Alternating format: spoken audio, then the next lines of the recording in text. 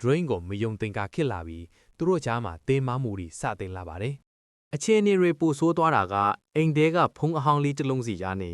မိနစ်30အတွင်းဒေါ်လာ1သိန်းခွဲပေးပြီးထမသွားရင်အကုန်တက်ပြစ်မဲဆိုတဲ့ချင်းချောက်မှုကြောင့်လာတာပါပဲ။ JD က DEA agent Nix ကိုအကူအညီလှမ်းတောင်းပေမဲ့ Nix က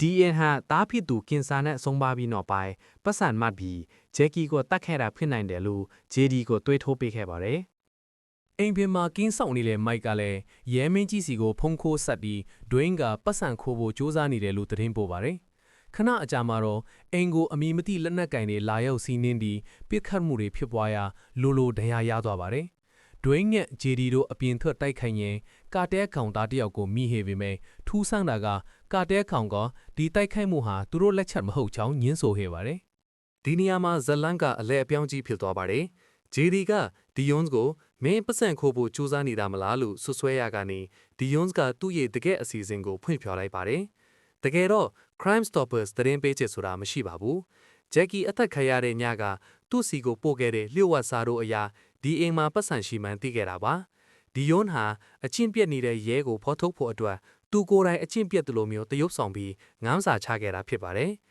သူကအဖွဲဝင်တယောက်ချင်းစီကိုပတ်စံပမာဏမတူညီတဲ့ကိန်းဂဏန်းတွေပြောပြထားပြီးဘသူကဘသူကိုတလင်းပြန်ပို့မလဲဆိုတာစောင့်ကြည့်နေခဲ့တာပါ။